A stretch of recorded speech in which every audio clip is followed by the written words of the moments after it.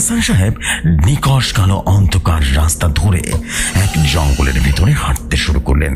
তিনি লক্ষ্য করলেন তার চোখের সামনের জঙ্গলটা মুহূর্তে কুয়াশাচ্ছন্ন হয়ে গেল, আর ধীরে ধীরে হাসান সাহেবের সামনে দৃশ্যগুলো পরিবর্তন হতে শুরু করলো। কুয়াশা থেকে হাসান সাহেব বেরিয়ে এসে দেখতে পেলেন সে অন্য এক জগতে হারিয়ে গেছে। হাসান সাহেব ভয়ার্ত দৃষ্টিতে চারিদিকে তাকাতে থাকে। তিনি লক্ষ্য করলেন অদ্ভুতভাবে চারিদিকে মানুষের আর্তনাদ, গুনগুন আওয়াজ শোনা যাচ্ছে, একই সাথে মঞ্চ পড়ার আওয়াজ শোনা যাচ্ছে। হাসান সাহেব বুঝতে পারছেন না তিনি কোথায় চলে এলেন। তিনি ভয় পেয়ে যেন থরথর করে কাঁদতে শুরু করলেন। তিনি বলে উঠলেন, এ আমি কোথায় এসে বললাম? তখন ঘন অন্ধকার থেকে মোটা বিচ্ছিরি বিকট এক কণ্ঠে একজন বলে উঠল, এটাই ভৌতিক জগৎ।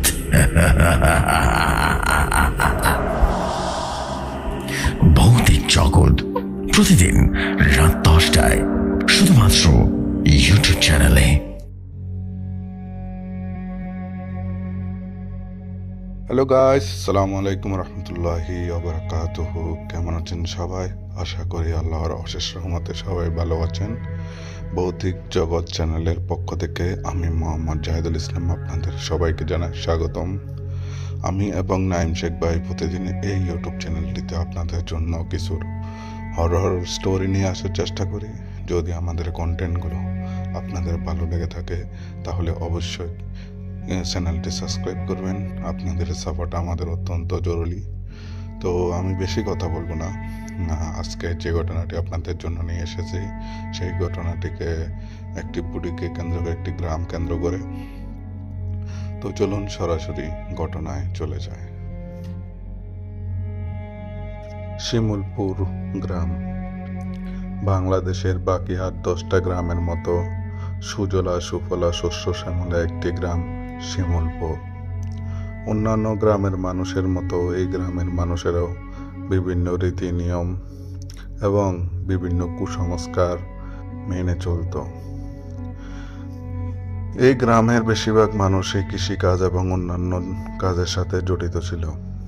রহমান মোল্লা এই গ্রামের মাতবর গ্রাম প্রধান।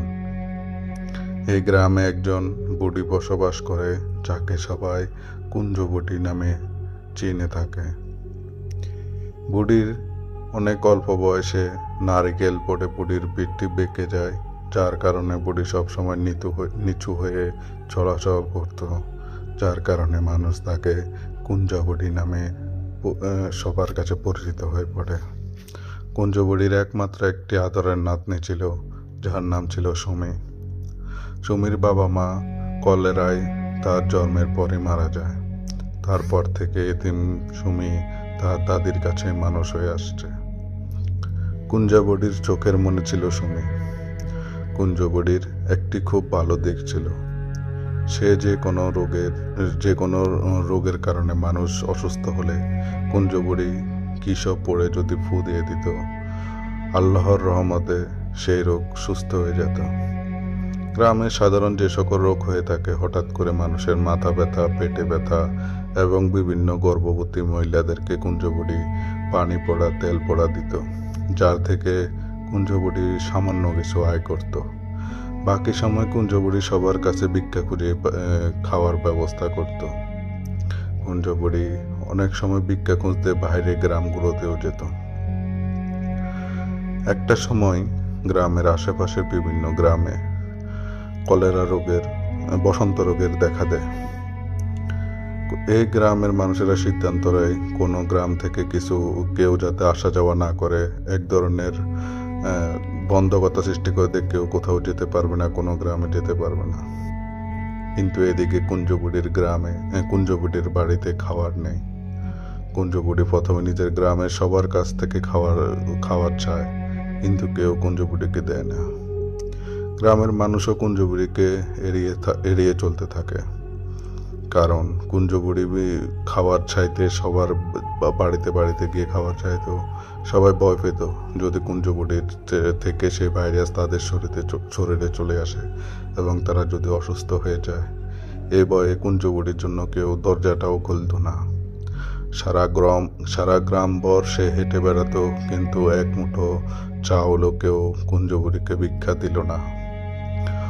অন্যদিকে কুঞ্জবুড়ির ঘরের একমাত্র আদরের নাতনি পেটের ক্ষুধার যন্ত্রণায় কান্না করে যাচ্ছে। পেটের নিচে মাটি দিয়ে কোনো মতে বেঁচে রয়েছে, পানি খেয়ে কোনো মতে বেঁচে রয়েছে। কুঞ্জবুড়ি পুরো গ্রাম শোষে বেড়ায়, কিন্তু কেউ তা ভিক্ষা তো দিলই না। অনেকজন তো কুঞ্জবুড়িকে ঘাড় ধাক্কা দিয়ে ঘর থেকে বের করে দিয়েছে। কুঞ্জবুড়ি তখন কপালে হাত রেখে বলে, হায় রে, এই মানুষগুলো বিপদে পড়লে আমার কাছে আসে, আর আজকে কেউ আমাকে এক মুঠো চাউলও দিল না। তোদের সবার বিচার আল্লাহ করবে, তোদের সবার বিচার আল্লাহ করবে। এইভাবে বদদোয়া দিতে দিতে কুঞ্জবুড়ি সেখান থেকে বেরিয়ে যায়। গ্রামের মানুষগুলো কথাগুলো শুনছিল, এতে তাদের মাথায় রক্ত চেপে যায়। তারা কুঞ্জবুড়িকে আরো বেশি অ্যাভয়েড করতে থাকে। তারা কুঞ্জবুড়িকে দেখলেই দরজা বন্ধ করে দিত, কারণ তারা মনে করে কুঞ্জবুড়ি তাদেরকে অভিশাপ দিচ্ছে, আর তারা এটা ভালো চোখে নিচ্ছিল না। এভাবে যখন নিজের গ্রামে খাবার পেল না, কুঞ্জবুড়ি বাধ্য হলো পাশের গ্রামে গিয়ে এক মুঠো চাউল খোঁজার জন্য। কুঞ্জবুড়ি পাশের গ্রামে যায়, সেখানে গিয়ে খাবার চায়, কিন্তু সেই গ্রামে বসন্ত রোগ অত্যন্ত প্রখরভাবে দেখা দিয়েছিল। লাশের পর লাশ পড়ছিল, পুরো গ্রাম যেন শুনশান হয়ে গেছে, কোথাও কাউকে দেখা যাচ্ছিল না। কুঞ্জবুড়ি সেখান থেকেও খালি হাতে ফিরে আসে, কিন্তু দুঃখের বিষয়, আসার সময় নিয়ে আসে মর্মান্তিক মরণাত্মক বসন্ত রোগ, যা কুঞ্জবুড়ি নিজেও জানত না। পেটের দায়ে কুঞ্জবুড়ি সে ব্যাকটেরিয়াকে সাথে নিয়ে তার নাতনির কাছে আসে। খাবার তো পেলেও না। অন্যদিকে কুঞ্জবুড়িকে সবাই দূর দূর করে তাড়িয়ে দিয়েছিল। কেউ কেউ তো কুঞ্জবুড়িকে ধাক্কা দিয়ে ঘর থেকে বের করে দিয়েছিল। মৃত্যুর ভয় মানুষকে মাঝে মাঝে জানোয়ার করে তুলে। কুঞ্জবুড়ির নাতনি কান্না করে যাচ্ছে পেটের ক্ষুধায়। পেটে হাত দিয়ে দাদিকে কতবার বলছে, দাদি এক মুঠো ভাত দাও, এক মুঠো খাবার দাও, এক মুঠো ভাত দাও, কিন্তু কিছু করার নেই। কুঞ্জবুড়ি আজ অসহায়। আবারও বেরিয়ে গেল কুঞ্জবুড়ি, কিছু তো করতে হবে। আশেপাশের বিভিন্ন গাছ থেকে লতা পাতা ছিঁড়ে আনলো, নাতনিকে কিছু তো করে খাওয়াতে হবে। চুলাতে পানি ছড়িয়ে সে লতা পাতাকে সিদ্ধ করতে শুরু করছে। অন্যদিকে কুঞ্জবুড়ির নাতনির শরীরে বসন্ত রোগের ব্যাকটেরিয়া ধীরে ধীরে প্রকোপ হতে লাগলো। দেখতে দেখতে নাতনি বিছানায় শুয়ে পড়ল। প্রথমে জ্বর আসে, তারপর ধীরে ধীরে নাতনি আরো বেশি অসুস্থ হতে থাকে। শরীরে সামান্য পরিমাণ শক্তিও নেই। কুঞ্জবুড়ি নাতনির গায়ে হাত দিয়ে দেখে অত্যন্ত জ্বর। ধীরে ধীরে ফোসকা পড়তে থাকে। বুঝতে পারে সে খাবার খুঁজতে গিয়ে মৃত্যু নিয়ে এসেছে। কুঞ্জবুড়ি কান্নায় ভেঙে পড়ে। নিজের জানা সব দোয়া মন্ত্র একে একে পড়ে নাতনির গায়ে ফু দিতে থাকে, কিন্তু মৃত্যু আসন্ন। দেখতে দেখতে অল্প কিছুদিনের মধ্যেই সুমি মারা যায়। কুঞ্জবুড়ি আল্লাহর দিকে দুহাত তুলে কান্না করতে থাকে। কুঞ্জবুড়ির আর্তনাদ শোনার মতো তখন সেখানে কেউ ছিল না। বসন্ত রোগ ধীরে ধীরে কুঞ্জবুড়ির শরীরেও প্রকোপভাবে দেখা দেয়। অন্যদিকে গ্রামের মানুষেরা কুঞ্জবুড়ির থেকে তো অনেক দূরে, তারা কেউ কিছুই জানে না। রহমান মোল্লা নিজেও কিছু জানতো না। কুঞ্জবুড়ির সুমির পাশেই মারা যায়, আর তাদের দুইজনের মৃতদেহ সেখানে সেই ঝুপড়িতে পড়ে থাকে। কেউ জানতেও পারল না কুঞ্জবুড়ি এবং সুমি দুজনই দুনিয়াতে আর নেই। ধীরে ধীরে বসন্ত রোগের প্রকোপ কমে যায় আশেপাশের গ্রাম থেকে। শিমলপুর গ্রামেরও কয়েকজন মানুষ মারা গিয়েছিল, কিন্তু তেমন একটি ভয়াবহতা দেখা দিতে পারেনি, কারণ গ্রামের মানুষ নিজেদেরকে হোম কোয়ারেন্টাইনে একদম বন্দি করে ফেলেছিল এই রোগ চলাকালে। সামান্য কিছু মৃত্যু হয় শিমুলপুর গ্রামে। দেখতে দেখতে মানুষের জীবন স্বাভাবিক হতে থাকে। এদিকে মানুষ বলা বলি করতে থাকে, কুঞ্জবুটি কোথায়, সুমি কোথায়, তাদেরকে অনেকদিন দেখছে না। তখন রহমান মোল্লা একজনকে বলে ওদের খবর নিতে। যারা খবর নিতে আসে তারা যখন কুঞ্জবুটির কুঠিরটির সামনেই আসে, তখন তাদের নাকে মাংস পচা গন্ধ আসতে থাকে বাতাসের কারণে। তখন তারা বুঝতে পারে কিছু না কিছু খারাপ হয়েছে। তারা ভয় পেয়ে যায়, কারণ এক তো বসন্তের মৃত্যু, দ্বিতীয় মাংস পচা গন্ধ। তারা ভয়ে রহমান মোল্লাকে গিয়ে কথা বলে। রহমান মোল্লা গ্রামের মানুষের কথার চাপে কিছু করতে না পেরে শুধুমাত্র বলে সে ঘরটিকে আগুন লাগিয়ে জ্বালিয়ে দিতে। গ্রামের মানুষ সেই কাজটি করলো। পুরো ঘরে তেল ছড়িয়ে দিল এবং আগুন জ্বালিয়ে দিল। দেখতে দেখতে কুঞ্জবুড়ি এবং তার নাতনি সুমির লাশ সেই ঘরের ভিতরে পুড়ে ছাই হয়ে গেল। মানুষ সেই স্থানটি অ্যাভয়েড করতে শুরু করলো। কিন্তু মানুষ যেটা জানতো না, তাদের এই কর্ম ফল অত্যন্ত ভয়াবহ রূপে তাদের উপর আসতে চলেছে। কিভাবে আসতে চলেছে তা জানতে পারবেন ঘটনা বাকি অংশে। দেখতে দেখতে বেশ কিছুদিন চলে গেল, কিছুই হলো না। একদিনের কথা, গ্রামের এক গর্ভবতী মহিলা তার জরুরতের কাজ শেষ করতে বাড়ির পাশের বাথরুমে যায়। আমরা সবাই জানি গ্রামের দিকে টয়লেটগুলো ঘর থেকে একটু দূরে হয়ে থাকে। মহিলাটি যখন টয়লেট করতে সেদিকে যায়, তখন সে টয়লেটের পাশের গাছপালার আড়ালে একটি বুড়িকে দাঁড়িয়ে থাকতে দেখতে পায়।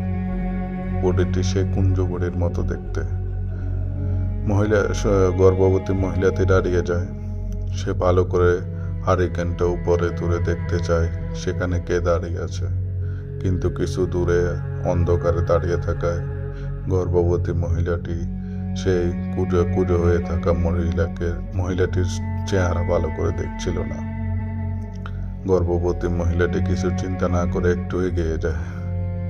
তখন সে গর্ভবতী মহিলাটি হারিকেনটা আলো সেই কুঁজো হয়ে থাকা মহিলার দিকে পড়লো। তখন সে দেখতে পেল গলে পচে যাওয়া একটি অবয়ব দাঁড়িয়ে রয়েছে ঠিক গাছের পিছনের আড়াল থেকে উঁকি মেরে তার দিকে তাকিয়ে রয়েছে।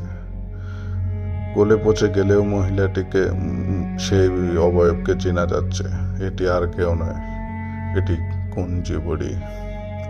কুঞ্জবুড়িকে দেখতে পেয়ে যখন সে আর একটু ভালো করে তাকালো, তখন দেখতে পেল কুঞ্জবুড়ির পাশে দাঁড়িয়ে রয়েছে তার নাতনি সুমি। তারও শরীর গলে পচে গিয়েছে, তারও শরীরের অংশগুলো ফোসকা পড়ে সেখান থেকে পোকা কিলবিল করে বেরিয়ে আসছে। গর্ভবতী মহিলাটি আর সহ্য করতে পারল না, হারিকেন ছুঁড়ে মেরে সেখান থেকে দৌড়ে পালানোর চেষ্টা করলো। মহিলাটি ঘরের কাছাকাছি আসতেই অজ্ঞান হয়ে মাটিতে উবুড় হয়ে পড়ে যায়। পেটের উপর পড়ার কারণে মহিলাটির বাচ্চা সেখানেই নষ্ট হয়ে যায়। মহিলাটির রক্তপাত শুরু হয়। মহিলাটির শাশুড়িও বেরিয়ে আসে। সে দেখতে পায় তার গর্ভবতী পুত্রবধূ মাটিতে এমনভাবে পড়ে রয়েছে এবং অনেক রক্তক্ষয় হচ্ছে। গ্রামের পাশের হাতুড়ি ডাক্তারকে ডাকা হয়। সে কোনো পাশ করা ডাক্তার নয়, সাধারণ কিছু মেডিসিন নিয়ে ডাক্তারি করে, মানুষের ঘরে ঘরে গিয়ে ওষুধ দাওয়াই দেয়। তাকে ডেকে আনা হলো। সে তো তেমন কিছু জানতো না, কিন্তু এতটুকু বুঝতে পারে যে বাচ্চাটি আর নেই।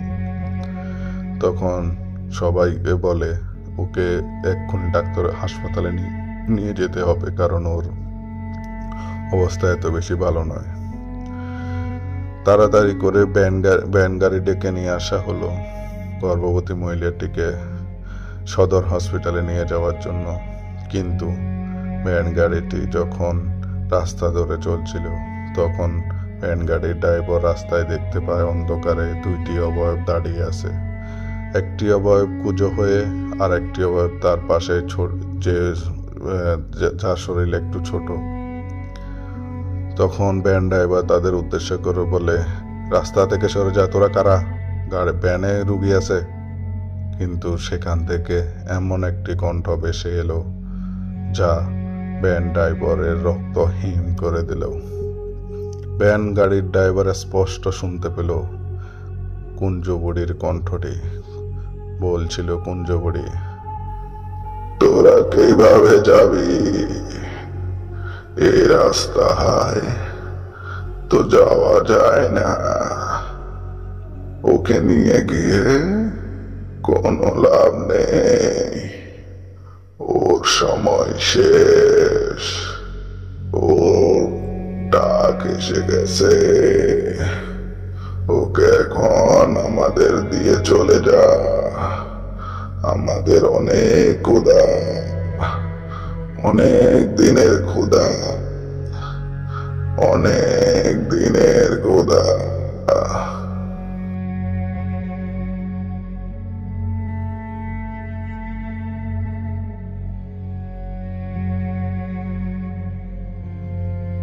ভ্যান ড্রাইভার ভয় পেয়ে গেল এমন কণ্ঠ শুনে।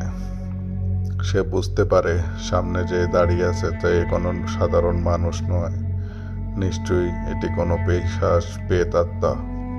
ভ্যান গাড়ি ড্রাইভার ভ্যান ঘুরিয়ে নিতে চাইল, কিন্তু ভ্যান ঘুরানো তো দূরের কথা, সে নিজের শরীর পর্যন্ত নাড়াতে পারছিল না।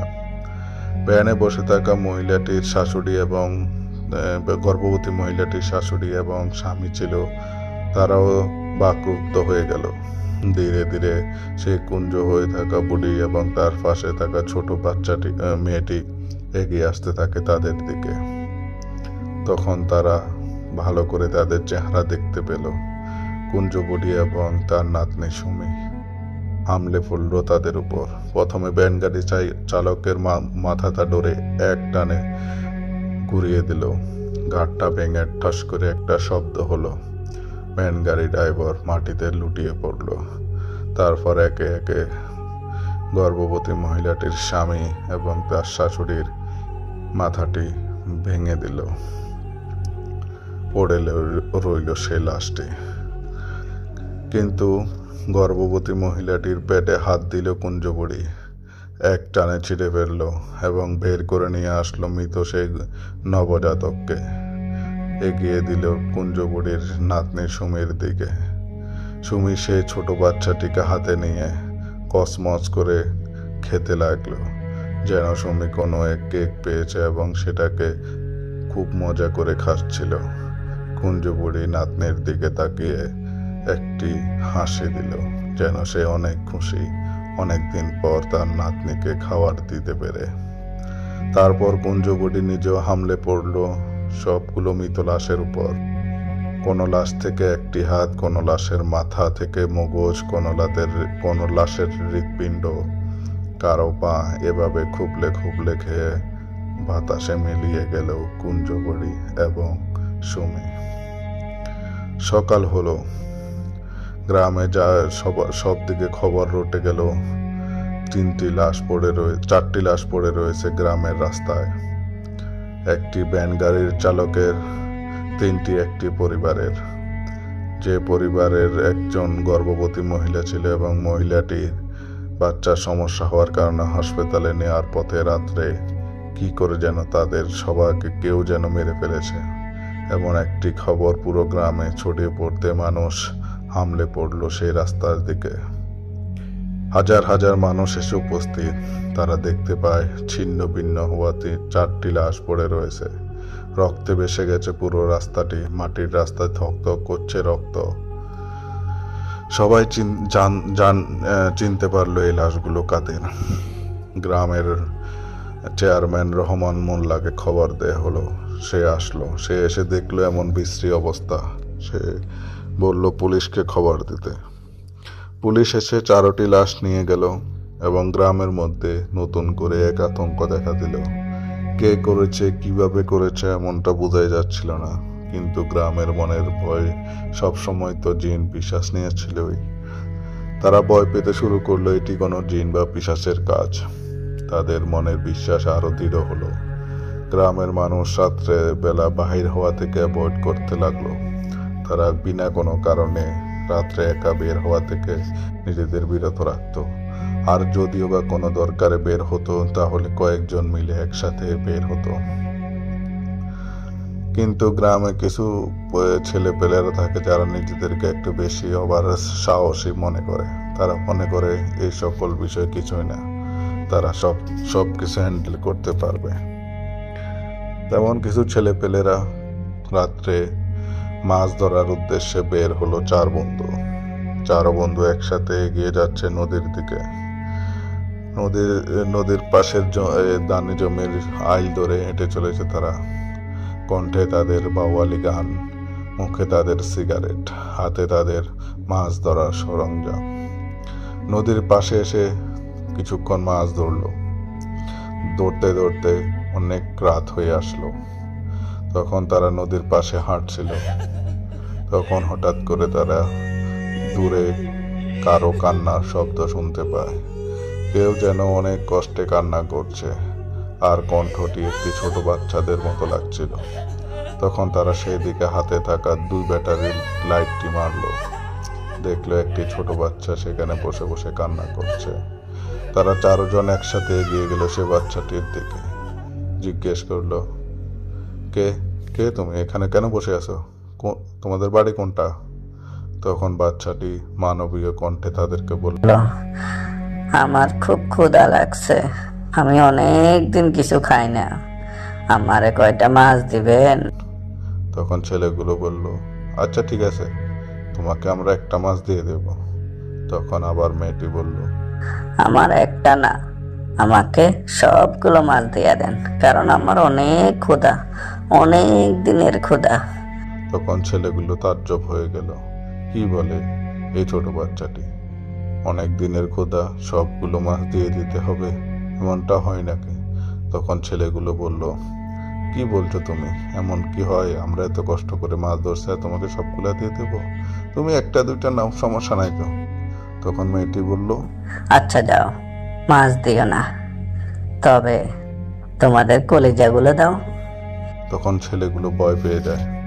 কি বলে ছোট বাচ্চা? তখন ছেলেগুলো মেয়েটিকে বলে, কলিজা দিব মানে? তুমি কি আমাদের সাথে এত রাতের মজা করছো নাকি?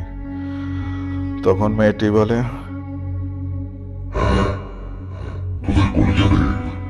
আমার অনেক দিনের ক্ষুধা,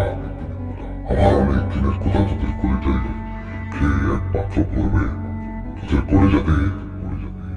ছেলেগুলো মেয়েটির এমন ভয়াবহ কণ্ঠ শুনে ভয় পেয়ে যায়। তখন তারা পিছিয়ে আসতে থাকে, কিন্তু বেশি দূর পিছাতে পারলো না। পিছন থেকে কুঞ্জবটি দাঁড়িয়েছিল। তখন সে বিকট অট্টহাসি দিয়ে উঠল।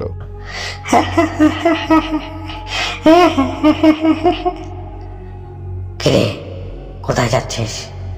কোথাও যেতে পারবি না। তোরা আজ আমার নাতনির পেটের ক্ষুধা নিমটাবি। আজ তোদের কলিজা খাবে বলেছে ও, আজ তোদের কলিজা খাবে ও। 1 সেকেন্ডও নষ্ট করলো না কুঞ্জবটি।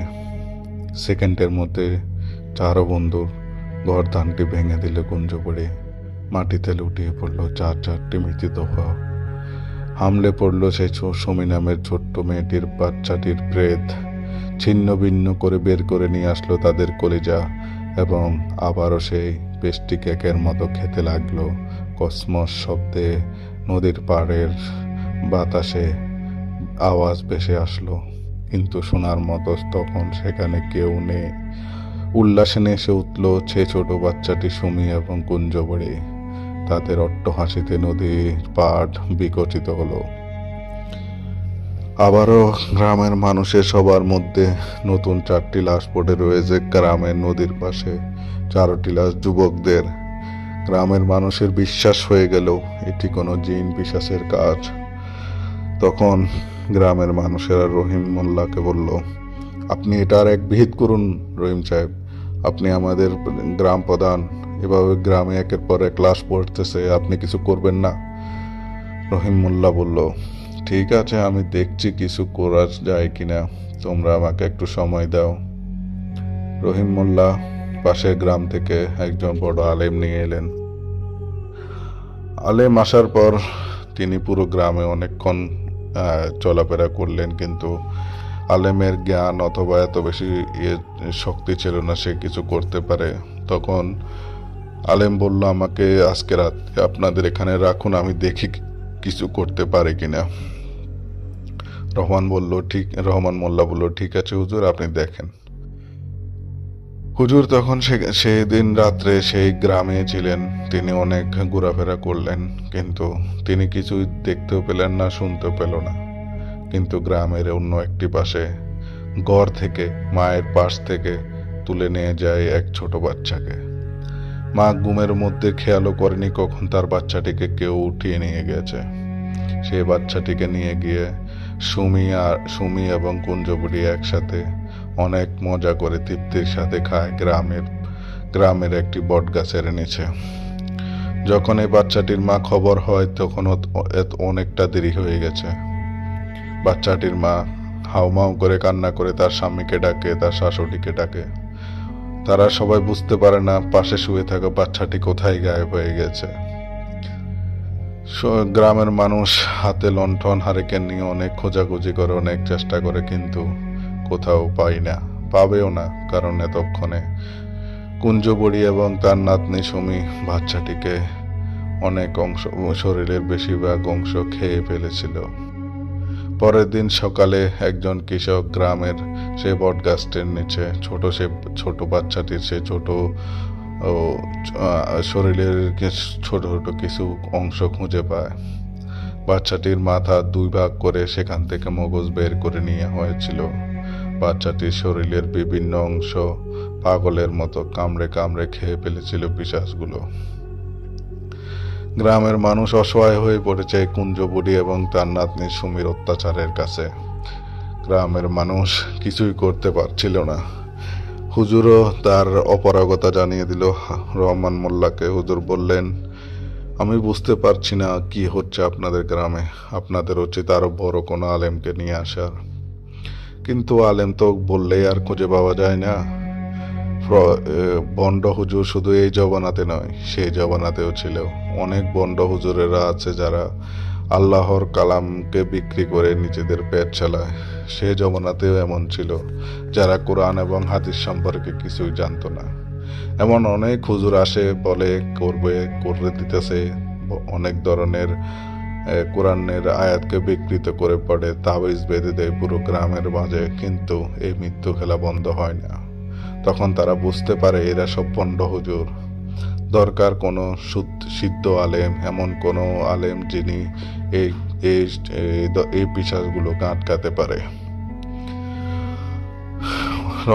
রহমান মোল্লা অনেক খবর লাগায়, আশেপাশে গ্রামের অনেক মাতব্বরের কাছ থেকে পরামর্শ নেয় কাকে আনলে এই সমস্যা থেকে সমাধান হতে পারে, কিন্তু কোনো সমাধার পথ খুঁজে পাচ্ছিল না।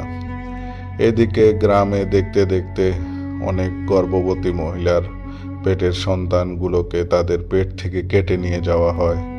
তাদের লাশগুলো পড়ে থাকে ঘরের মধ্যে, কিন্তু কখন কিভাবে এসে তাদের পেট কেটে এভাবে বাচ্চাদের নিয়ে যাওয়া হয়েছে তারা নিজেরাও জানতো না।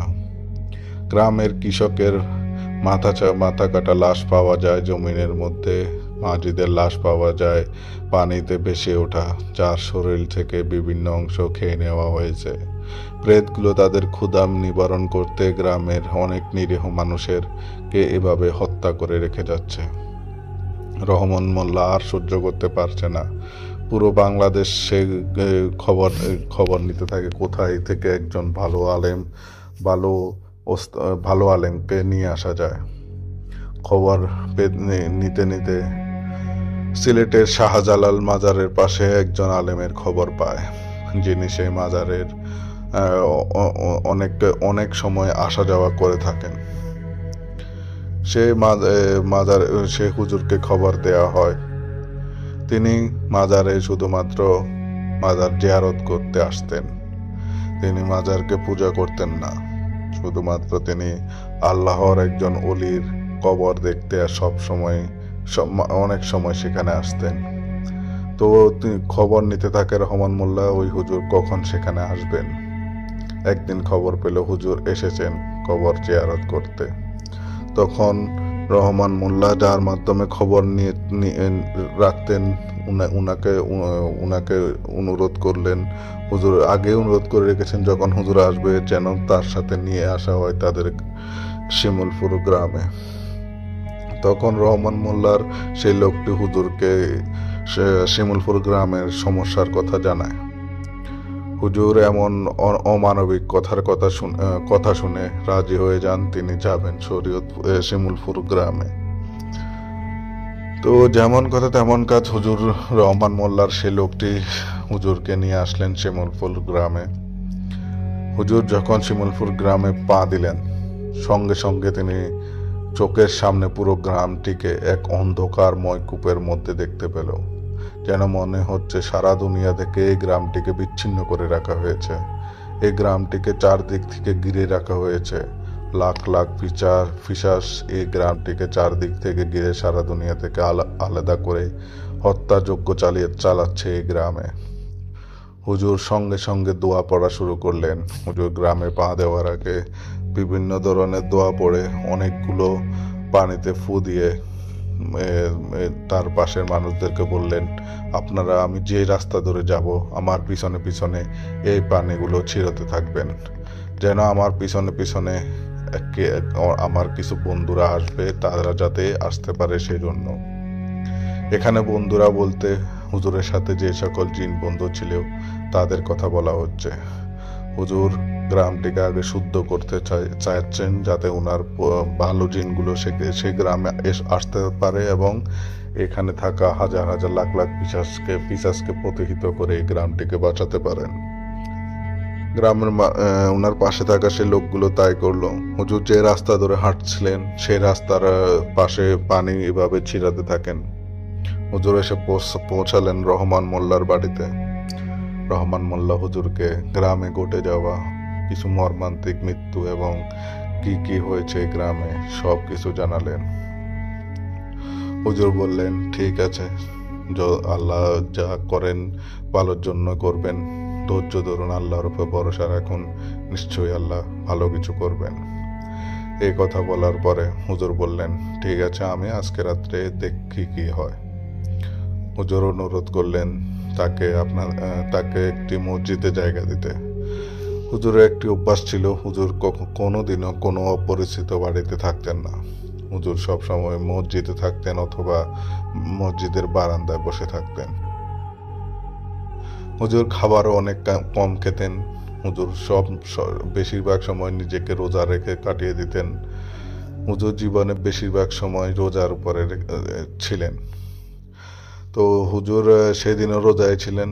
হুজুর বললেন, আমাকে শুধু ইফতারের জন্য আর সেহরির জন্য খাবার দিলে হবে। এই কথা রহমান মোল্লাকে বলে হুজুর মসজিদে চলে আসেন। মসজিদে এসে দেখলেন মসজিদেরও সেই করুণ অবস্থা। মানুষ ভয়ে মসজিদে পর্যন্ত ত্যাগ করেছে।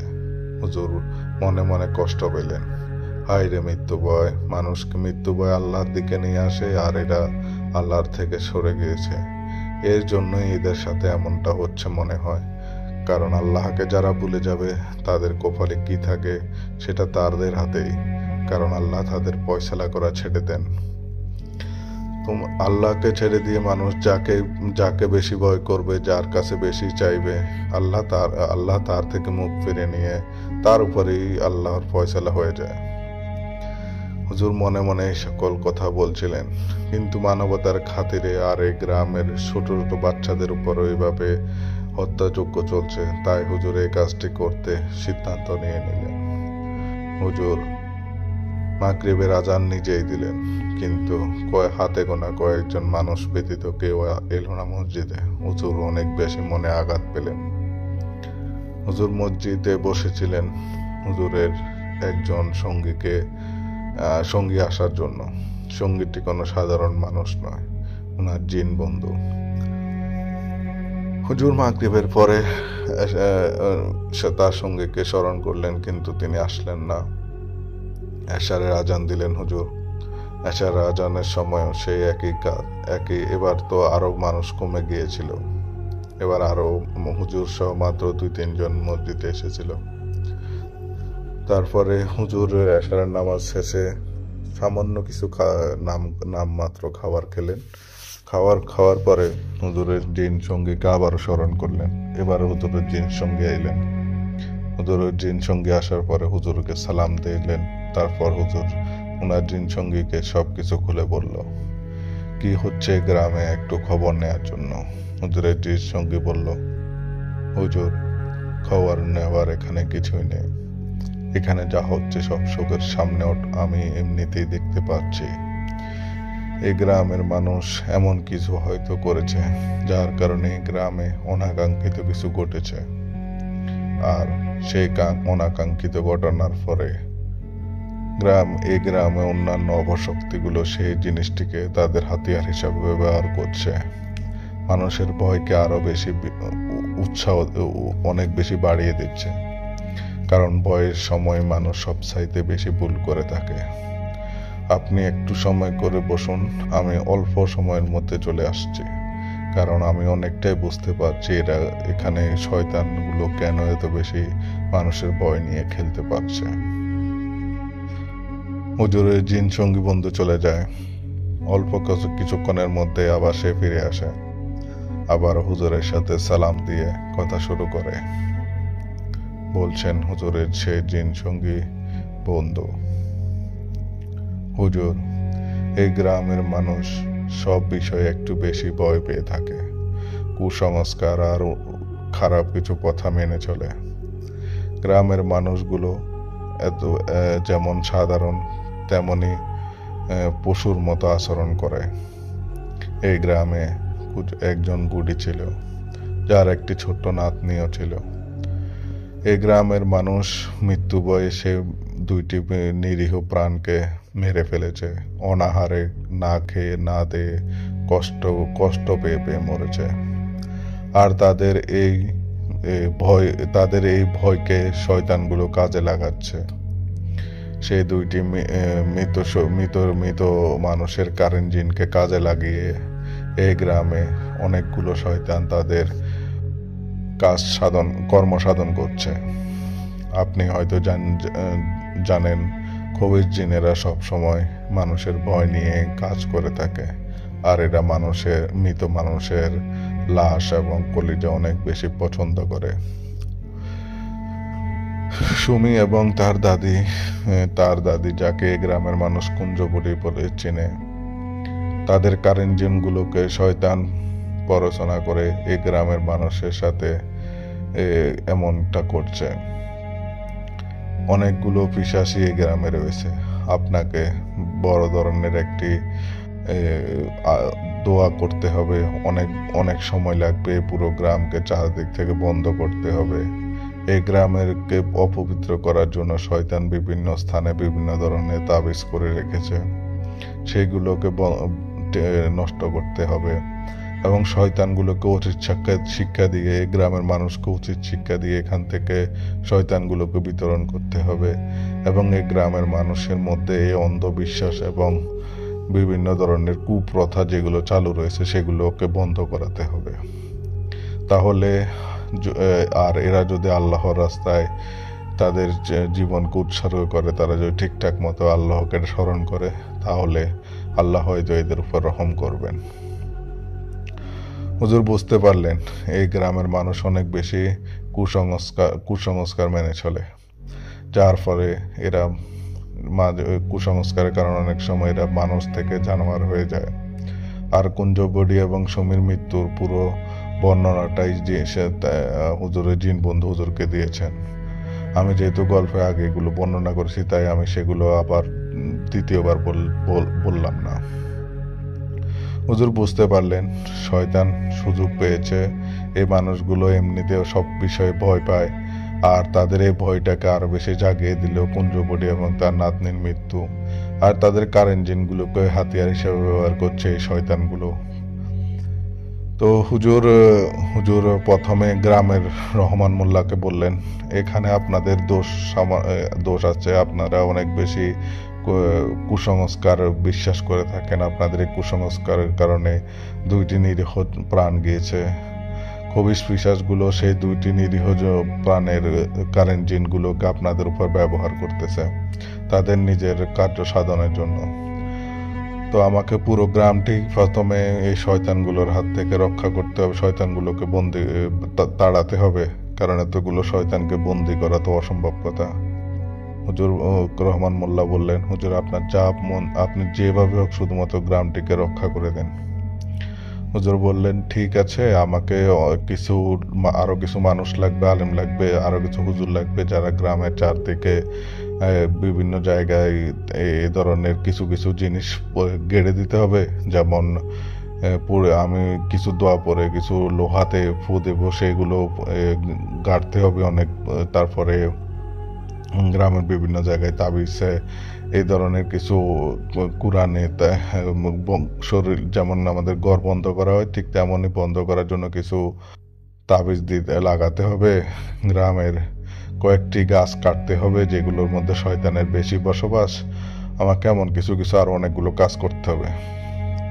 তখন রহমান মোল্লা পুরো গ্রামের মানুষকে একসাথ করলেন এবং তাদেরকে সবাইকে তাদের কাজগুলো বুঝিয়ে দেওয়া হলো যে এখানে হুজুর বলে দিলেন এই জায়গায় গাছগুলো কেটে দিবেন, আপনারা এই লোহাগুলো গ্রামের এই কর্নারে পুঁতে দিয়ে আসবেন, এই তাবিজগুলো গ্রামের রাস্তা যে দিকে থেকে মানুষ আসা যাওয়া করে সেই রাস্তাগুলোতে যতগুলো রাস্তা সবগুলো রাস্তার মধ্যে এই বোতলগুলো গেটে দিয়ে আসতে হবে। গ্রামের নদীতে এই জিনিসগুলো ভাসিয়ে দিতে হবে। এমন অনেক কিছু জিনিস দেয়া হলো। মানুষ একসাথে কাজে লেগে পড়লো। গাছগুলো দিনের বেলায় কেটে ফেলা হলো। তারপর যে সকল জিনিস মাটিতে গাড়তে হবে সেগুলোকে রাত 12টার সময় গাড়তে হবে এবং মাটিতে যখন গাড়া হবে তখন আজান দেয়া হবে। হুজুর মসজিদের মাইকে গেলেন আর অন্যান্য মানুষদেরকে চারদিকে পাঠিয়ে দেওয়া হলো। গ্রামের সকল মহিলারা কয়েকটি ঘরে একসাথ হয়ে রইল। বলে দিয়েছিল সবাইকে একসাথে থাকতে। আরো কয়েকজন আলেম ব্যবস্থা করে আজান দেওয়ার জন্য নিয়ে আসা হলো। সবাই বিভিন্ন দিকে ছড়িয়ে পড়ল। হুজুর আল্লাহু আকবার বলে মসজিদে আজান দেওয়া শুরু করলেন। হুজুরের সাথে সাথে বিভিন্ন জায়গায় যে হুজুরগুলো দাঁড়িয়েছিল তারাও আজান দেওয়া শুরু করলো। একসাথে যখন সবাই আজান দিচ্ছিল তখন পুরো গ্রামের মধ্যে তোরকারাম অবস্থা শুরু হয়ে গেল। মনে হচ্ছে এক পলায়নকারী ঘূর্ণিঝড় এসে পড়েছে এই গ্রামে। চারদিকের গাছগুলো ভেঙে যাওয়ার মতো অবস্থা। নদীতে স্রোত বেড়ে গেল। মানুষের ঘরের পশু পাখিগুলো বিকট চিৎকার শুরু করলো। পুরো গ্রামে যত শিয়াল ছিল সেই দিন সবগুলো শিয়াল একসাথে বিকট চিৎকারে মেতে উঠল। পুরো গ্রামে এক তাণ্ডব লীলা শুরু করলো পিশাচগুলো।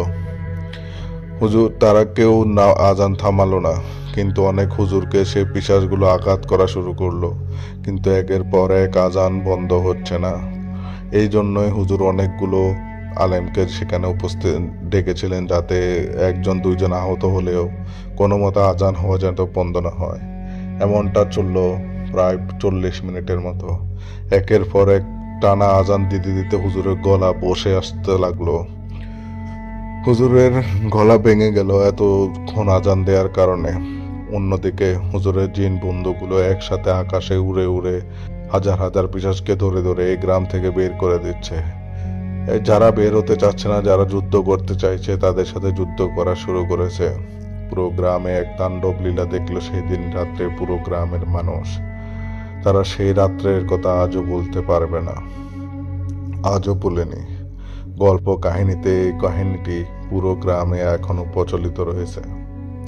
সেই দিন রাত্রে হুজুরের নাক মুখ দিয়ে রক্ত বেরিয়ে এসেছিল। আর যারা আজান দিয়েছিল কারো বাক শক্তি চলে গিয়েছিল, যারা মাটি খুঁটেছিল কেউ কেউ হাত অবশ হয়ে গিয়েছিল। কারণ নেগেটিভ শক্তি কখনো এমনি এমনি যায় না। তারা যাওয়ার আগেই তাদের এমন কার্য করে যায় যা তারা এমন কিছু করে যাবে যা মানুষের জন্য ক্ষতিকর হয়ে থাকবে। সেই দিন রাত্রে হুজুরের সব কিছু ঠিক ছিল, কিন্তু কয়েকজনের বাকশক্তি চলে যায়, কয়েকজনের হাত প্যারালাইসিস হয়ে যায়, এবং যাদের পিঠে আঘাত লেগেছিল তাদের পিঠে সেই ফিচার্সগুলো 3, 4, 5টি আঙ্গুলের ছাপ সব সারা জীবনের জন্য স্মৃতি হয়ে রয়ে গিয়েছিল। কুসংস্কার কখনো কারোর জন্য ভালো কিছু বয়ে আনে না। কুসংস্কার সব সময় সমাজকে ধ্বংস করে, মানুষকে ধ্বংস করে, মানুষের মনুষ্যত্ব ধ্বংস করে। আমরা মানুষ, আমাদের মধ্যে মনুষ্যত্ববোধ, বিবেকবোধ থাকতে হবে। অসহায় কখনো খুশির শোকের বসেতে আপনার কাছে হাত পাতে না, তার পেটের ক্ষুধায় বাধ্য করে তাকে আপনার কাছে হাত পাততে। আর মানুষকে মানুষ হিসাবে গণ্য করুন, মানুষকে মানুষ হিসাবে ভালোবাসুন। আসুন সবাই একসাথে এক সুন্দর সমাজ গড়ি। তো আজকে এই ছিল আমাদের ঘটনা আমাদের চ্যানেল থেকে। যদি আমাদের ঘটনাটি আপনাদের ভালো লেগে থাকে অবশ্যই লাইক করবেন, কমেন্ট করে জানিয়ে দিবেন আপনার মূল্যবান মন্তব্য। যদি ভুলভ্রান্তি হয়ে থাকে আমাদেরকে ক্ষমা সুন্দর দৃষ্টি দেখবেন, আমাকে ক্ষমা সুন্দর দৃষ্টিতে দেখবেন। তো চ্যানেলটিকে আমাদের সাবস্ক্রাইবার প্রয়োজন, আমাদের লাইক প্রয়োজন, আমাদের ভিউ প্রয়োজন, আপনাদের ভালোবাসা কাম্য। সবাইকে ধন্যবাদ, বিশেষ করে আমাদের জেফরি ভাইকে ধন্যবাদ এত সুন্দর একটি ইন্ট্রো তৈরি করে দেওয়ার জন্য। জেফরি ভাইয়ের প্রতি আমি কৃতজ্ঞ, আপনার সাপোর্টের জন্য কৃতজ্ঞ। আমি এবং নাইম শেখ ভাই আবারও ফিরে আসবো আপনাদের জন্য নতুন কোনো ঘটনা নিয়ে। সর্বদা আমাদের পাশে থাকুন, ভালোবাসা দিবেন। আসসালামু আলাইকুম ওয়া রাহমাতুল্লাহি ওয়া বারাকাতুহু। জঙ্গলের ভিতরে হাঁটতে শুরু করলেন। তিনি লক্ষ্য করলেন তার চোখের সামনের জঙ্গলটা মুহূর্তে কুয়াশাচ্ছন্ন হয়ে গেল, আর ধীরে ধীরে হাসান সাহেবের সামনে দৃশ্যগুলো পরিবর্তন হতে শুরু করলো। কুয়াশা থেকে হাসান সাহেব বেরিয়ে এসে দেখতে পেলেন সে অন্য এক জগতে হারিয়ে গেছে। হাসান সাহেব ভয়ার্ত দৃষ্টিতে চারিদিকে তাকাতে থাকে। তিনি লক্ষ্য করলেন অদ্ভুতভাবে চারিদিকে মানুষের আর্তনাদ, গুনগুন আওয়াজ শোনা যাচ্ছে, একই সাথে মঞ্চ পড়ার আওয়াজ শোনা যাচ্ছে।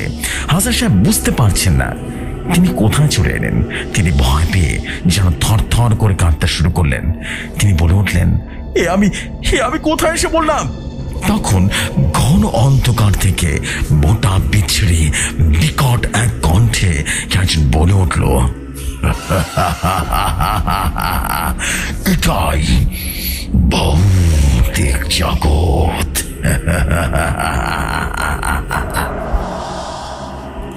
ভৌতিক জগৎ প্রতিদিন রাত 10টায় শুধুমাত্র ইউটিউব চ্যানেলে।